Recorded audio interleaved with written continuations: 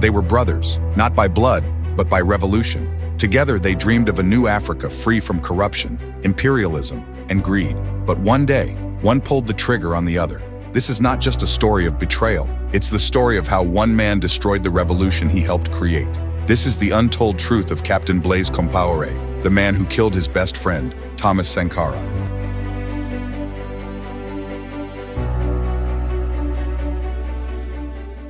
In the early 1980s, Burkina Faso was among the world's poorest countries. People had no hope, no freedom, and no voice. Then came two young soldiers, Thomas Sankara and Blaise Compaoré. They were inseparable. They shared food, ideas, and a dream to build a self-reliant Africa, free from the chains of foreign control. Sankara was the visionary, full of fire, courage, and charisma. Blaise was the strategist, calm, calculating, and loyal. Together, they led a revolution that would inspire the entire continent. In 1983, they overthrew the corrupt regime and brought Sankara to power. He became the president of Burkina Faso at just 33 years old, and Compaoré stood right beside him as his closest ally. Under their rule, everything changed. They renamed the country from Upper Volta to Burkina Faso, the land of upright people. They launched campaigns for education, women's rights, healthcare, and land reform. Sankara banned luxury cars for ministers and cut his own salary. He even planted millions of trees to fight desertification. The people loved Sankara, but not everyone did. Foreign powers, corrupt elites, and businessmen began to fear him. Sankara's message, "He who feeds you controls you," angered France and others who profited from Africa's poverty. And slowly, Blaise Compaoré started to change. He began meeting foreign diplomats in secret. He began to distance himself from Sankara's radical policies. Some say he was jealous. Others say he was promised power in exchange for betrayal.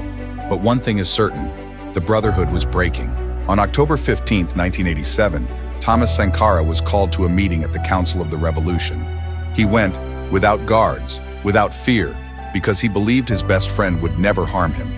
Moments later, gunfire echoed through the building. Sankara and 12 of his companions were shot dead. The man who ordered the attack, Captain Blaise Compaoré. He declared himself president the next day, calling Sankara's death an accident, but the people knew the truth. For 27 years, Compaoré ruled Burkina Faso with an iron fist, silencing critics and erasing Sankara's name from history books. But no empire built on betrayal lasts forever. In 2014, the people rose again, the same people Sankara once inspired. They burned parliament, chased Compaoré out of power, and sent him into exile. Justice caught up with him years later, when a court finally found him guilty of murdering Thomas Sankara.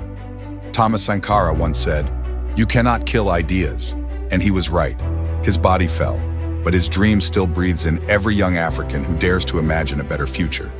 So the next time someone tells you revolution is impossible, tell them the story of Thomas Sankara and Blaise Compaoré, brothers divided by power. If you believe Africa deserves leaders who serve the people, not power, share this story and let Sankara's legacy live on.